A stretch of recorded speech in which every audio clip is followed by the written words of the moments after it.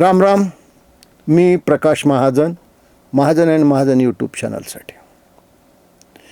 मी प्रकाश महाजन ज्यावेळेस मी म्हणतो त्यावेळेस कुठं ना कुठं तरी लोक माझी जात अधोरेखित करतात आणि मी आज माझ्या जातीवरच बोलणार आहे. प्रत्येकाला आपल्या जातीचा स्वाभिमान असतो, तो असला पाहिजे. याचा अर्थ दुसऱ्याच्या जातीविषयी कमी लेखणे, दुसऱ्याच्या दाशेला शिव्या देणे हे बरोबर नाही. ब्राह्मणाने असा कधीच प्रयत्न केला नाही. किंबहुना वैयक्तिक जीवनात मी कधी जातपात फारसं मांडलं नाही.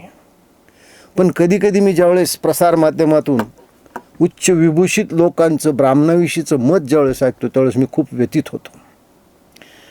आज एक तथाकथित IAS ऑफिसर यांनी ब्राह्मण जातीविषयी जे एक उद्गार काढलेले आहेत ती पोस्ट तुम्ही पहा.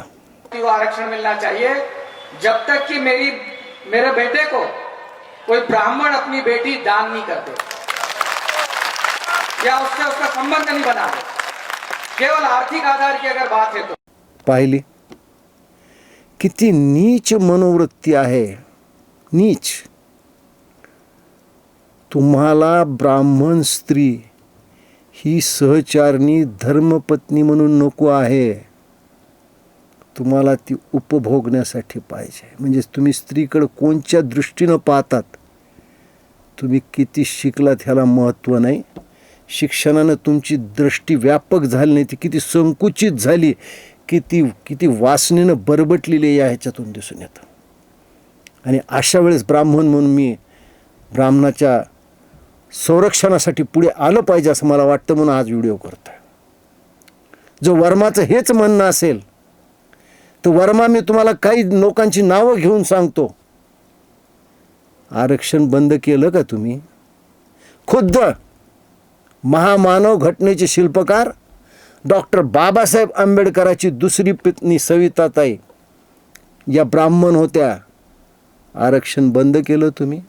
खुद्द बाबासाहेबांचे नातू आणि आत्ता बाबासाहेबांचे पंतू युवा नेते सुजात आंबेडकरांचे वडील प्रकाश आंबेडकर यांच्या धर्मपत्नी या ब्राह्मण आहेत. तुम्ही आरक्षण सोडलं.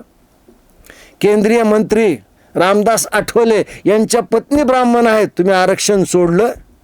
ब्राह्मणांच्या मुली तुमच्या घरात दिल्या, तुम्ही जो शब्द घाणेरडा आपला तो दान दिल्यावर तुम्ही आरक्षण सोडणार आहेत?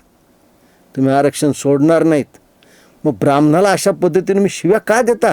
प्रत्येकजण ह्या उठतो आणि ब्राह्मणाला शिव्या देतो. ब्राह्मणाचा असा काय दोष आहे? अरे ब्राह्मणामध्ये ते सामर्थ्य आहे. आणि आपल्या शेंडीला गाठ बांधली, महानंदासारख्या दुष्ट व्याभिचारी राजाची राजवट उलटून टाकली, हे सामर्थ्य ब्राह्मणामध्ये आहे. अरे महाराष्ट्रातले ते 3 ब्राह्मण आहेत ज्यांना राजकीय गुन्ह्यासाठी काळ्या पाण्याची शिक्षा झाली. 2 सावरकर बंधू आणि दुसरे वामनराव जोशी. तिसरं नाव तुम्ही दाखवा, तिसऱ्या जातीचा माणूस तुम्ही दाखवा. आणि प्रत्येक वेळा तुम्ही ब्राह्मणाला शिव्या देतात. ब्राह्मणाने कधी आरक्षण मागितलं? कधी तुमच्या आरक्षणामध्ये ढवळाढवळ केली? कधीच नाही. उलट ब्राह्मणांनी सगळ्यात चांगला विचार जो येणारा आधुनिक विचार आहे तो आत्मसात केलेला आहे. तुम्ही कम्युनिस्ट पार्टी ऑफ इंडियाची स्थापना कोणी केली ते पहा. त्यात असलेल्या नेत्यांची नावं तुम्ही काढा. 90% ब्राह्मण आहेत.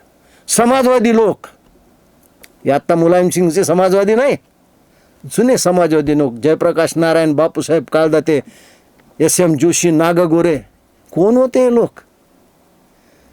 आणि तुम्हाला ब्राह्मणाबरोबर करावी वाटते तर विचारसुद्धा त्या पद्धतीचे ठेवा. ब्राह्मणांनी कधी कोणत्या जातीकडे उपभोगाची वस्तू म्हणून पाहिली नाही. वर्माजी, तुम्ही IAS ऑफिसर यामध्ये असलात तरी तुमची दृष्टी अत्यंत संकुचित आहे. तुम्हाला ब्राह्मण स्त्री का लागते? तुमची हिंमत नाही इतर जातीतल्या स्त्रियांची बोलण्याची? कारण तुम्हाला माहिती ब्राह्मण संघटित नाही, ब्राह्मण दुर्बल आहे, ब्राह्मण आपला प्रतिकार करू शकत नाही. अरे या देशामध्ये एका नथुरामच्या महाघोड चुकीमुळे 8,000 ब्राह्मणाचं शिरकाण झालं. कधी ब्राह्मणांनी कधी तक्रार केली नाही. प्रत्येक राजवटीमध्ये ब्राह्मणाला त्रास सहन करावा लागला. जास्तीत जास्त ब्राह्मणाचे शिरच्छेद झालेत कारण ब्राह्मणच ती अशी जात होती ज्यांनी स्वातंत्र्याची कास नेहमी धरली, कधी पारतंत्र्यात राहण्याचं स्वीकारलं नाही. आणि तुम्ही आज ब्राह्मणाविषयी हे उद्गार काढतात. जर तुम्हाला ब्राह्मणाविषयी एवढाच राग आहे तर मग ब्राह्मणाची स्त्री घरात आणण्याचा आग्रह तुम्ही का धरता? यामागे तुमचा कुटील हेतू आहे. यामागे तुमच्या मनात वासनेने बरबटलेले तुमचे विचार आहेत. म्हणून ब्राह्मणाविषयी तुम्ही असे उद्गार काढू शकतात. आणि दुर्दैवाने या देशामध्ये ब्राह्मणालाच त्याच्या जातीहून कुणी शिव्या देऊ शकतं, पण आम्हाला ॲट्रॅसिटीसारखा कायदा नाही जो आमचं रक्षण करू शकेल. म्हणून मला असं वाटतं की ब्राह्मणांनी आता संघटित झालं पाहिजे आणि या सगळ्या अशा लोकांना मिळून उत्तर दिलं पाहिजे. ब्राह्मणांनी संघटितून एक विचार जपला पाहिजे आणि तो विचार आपल्या देशभक्तीचा असला पाहिजे, राष्ट्रभक्तीचा असला पाहिजे, हिंदू धर्माच्या संवर्धनासाठी असला पाहिजे. या देशामध्ये सनातन धर्म जो टिकला आहे, सनातन हिंदू धर्म जो टिकला आहे, तो केवळ आणि केवळ ब्राह्मणामुळे. हे कटू सत्य जरी असलं तर ते सत्य आहे हे निश्चित. धन्यवाद.